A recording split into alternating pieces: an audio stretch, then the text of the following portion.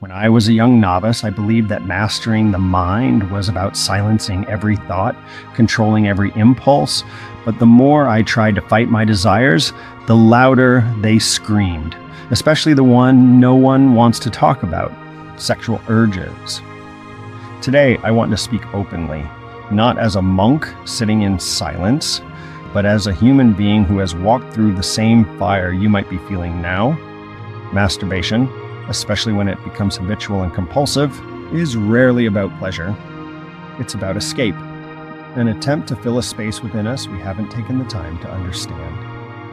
I invite you to sit with me, breathe deeply, and listen, not with judgment, but with curiosity. 1. Know what you're really seeking. In my early training, I found myself restless. I craved release. Not just physical, but emotional. I didn't realize then that what I truly longed for was connection, to be seen, understood, to feel alive. Behind the urge to masturbate is often loneliness, boredom, or emotional pain. But the mind doesn't speak in words, it speaks in cravings.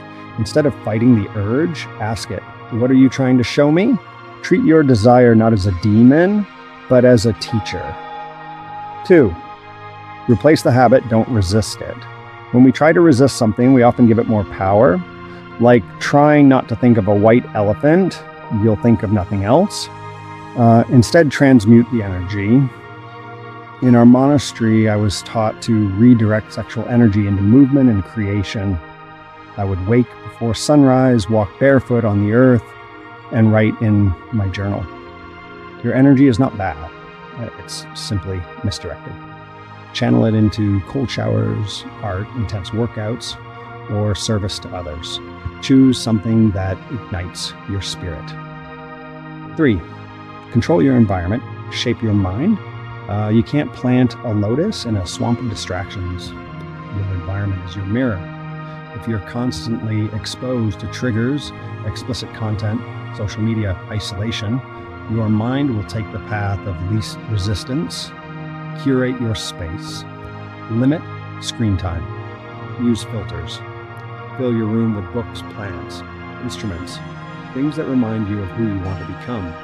As I always say, you don't rise to your goals, you fall to your systems.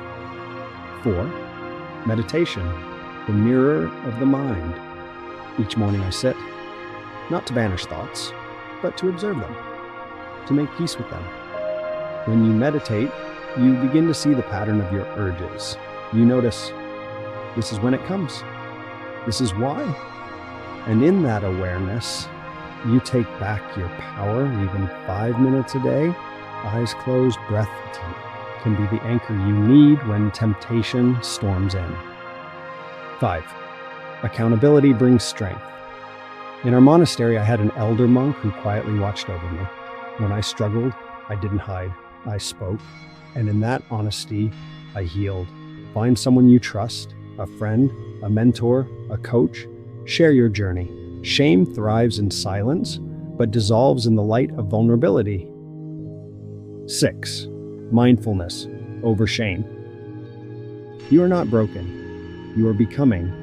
Every time you fall and choose to rise again, you're growing. Don't attach your worth to your mistakes.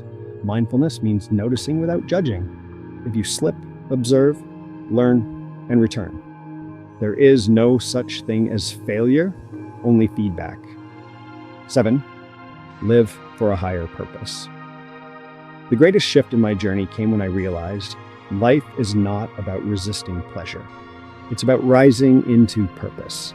When your heart burns with something greater, a mission, a dream, a devotion, you'll find the desire for shallow pleasure begins to fade. Ask yourself, who am I becoming? Who needs me strong, present, and whole? Monk, soft smile. You're not alone on this path. You're not weak. You are awakening. The very fact that you're watching this shows courage and a deep desire to grow. So take a breath, feel it. This is your moment of change. Let's walk this path together. One breath, one day, one intention at a time.